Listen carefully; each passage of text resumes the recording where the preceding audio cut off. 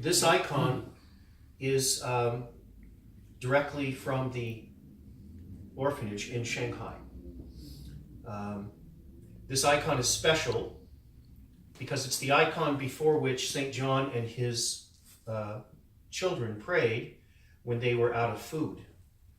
There's one story when they were completely out of food, and the head sister of the orphanage, her name was Maria, bitterly and vehemently complained to St. John that they had no food to feed the children with. So he prayed all night, making prostrations in front of this icon. The next day, a big grain truck pulled up in front of the orphanage, and the staff from the truck said, "We understand that you have children here. We have a surplus, and we're going to give you the surplus of grain."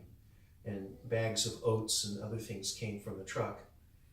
And Maria looked at St. John with some embarrassment that she had spoken to him so vehemently about the lack of food, and he didn't say anything.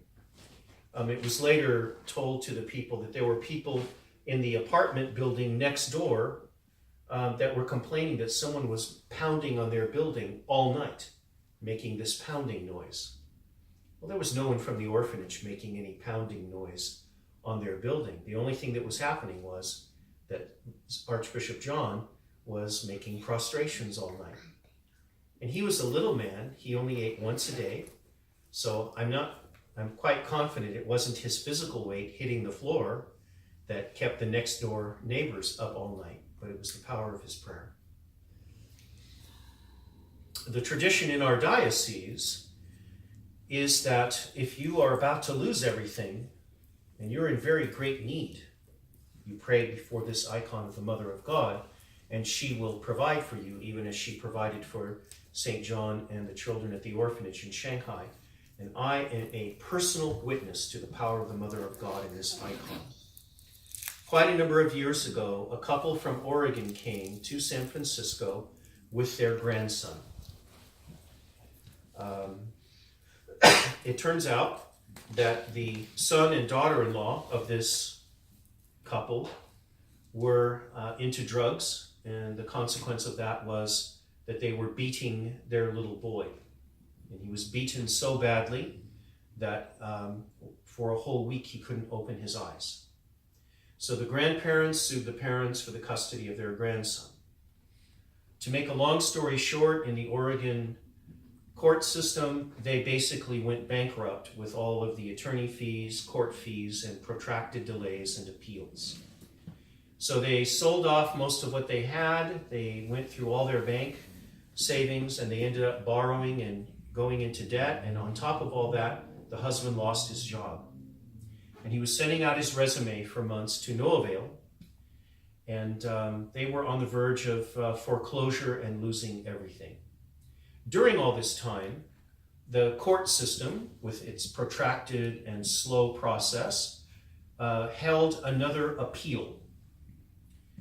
And what was interesting is that during this time, a priest from Seattle, Washington, drove down to a suburb of Portland, Oregon, called Beaverton, Oregon, which is where this parish is, to visit the priest.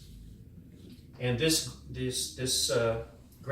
grandparents and the little boy wrote a letter to put under the relics of St. John. And it said, "Dear St. John, we want to become a family, love," and they signed their names.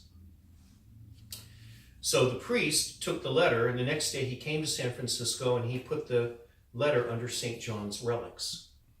And the following day there was this court hearing for the custody of this grandson.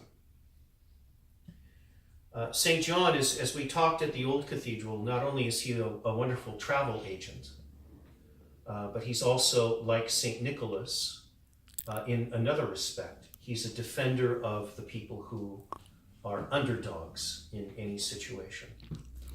So he put this letter under St. John's relics and prayed for this family. And the next day there was this court hearing, and the judge called the court into session. And it was interesting that the attorneys for the parents seemed to lose their mind. They couldn't find their evidence. They couldn't make a cogent argument, and it was like a circus ring. And after a couple of hours, the judge stopped the hearing, and he called the attorneys into his chambers. And according to the grandfather that I spoke with, he said the judge was yelling so loudly at the attorneys that he could hear some of what he was saying. You know, how could such a stupid case take up all my court's time? So when the berating was over with, everyone came back into court. The judge got out of his seat and he took the little boy by the hand and walked him from the parents and sat him next to the grandparents, giving personal custody to the grandparents by his own hand. And then he had the attorney for the parents write his decision, which is, in the United States, if a judge wants to rub an attorney's nose in the ground, if he loses the case, he makes that attorney write his decision. So these people drove from Portland, Oregon to San Francisco to come and give thanks. And we did a Molyeven to St. John, just like we did at the old cathedral, and we added the prayers of thanksgiving. Then we drove here to pray to the Mother of God, to ask her intercession so that this family would not lose their home and be unable to raise this little grandson they had fought so hard to obtain custody of. So we served the Molyeven to the Mother of God, the milk giver, and then I had to give them gas money to get back to Oregon because they didn't have enough money to get home. So when David got home, he found there was one voicemail on his answering service. And it was an invitation to come and be interviewed for a job, which he didn't have a job for months. And they interviewed him, they hired him, and he had the best job, the best salary, the best benefits, the best tasks, and the best co-workers of any job he ever had. And the Mother of God took care of him.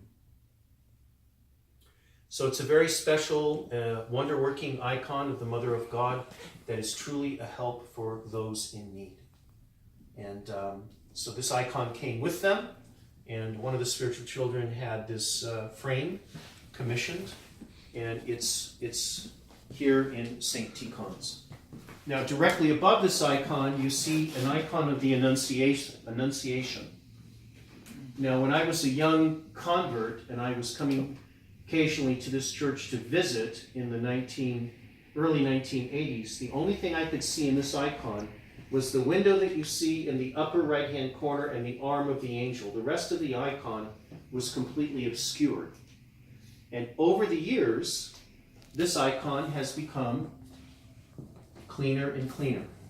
In the last 10 years, you could see that there's like a reader's stand here with the book of Psalms next to the Mother of God. You couldn't see that before.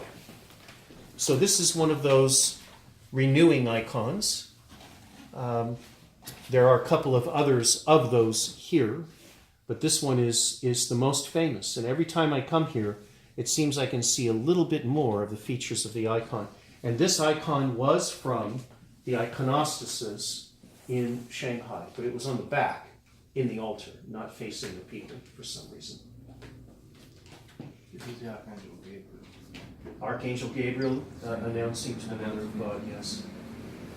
Now, over here, right in this little shrine, is a set of St. John's vestments, which he wore when he served here and elsewhere. St. John's predecessor, who I spoke to you about at the old cathedral, who's buried in Jordanville, this is a set of his vestments of Archbishop Tikhon. And he was the bishop of the Russian Church Abroad, Archbishop here in San Francisco from 1930 to 1962. And when he retired, St. John succeeded him. Just for the recording.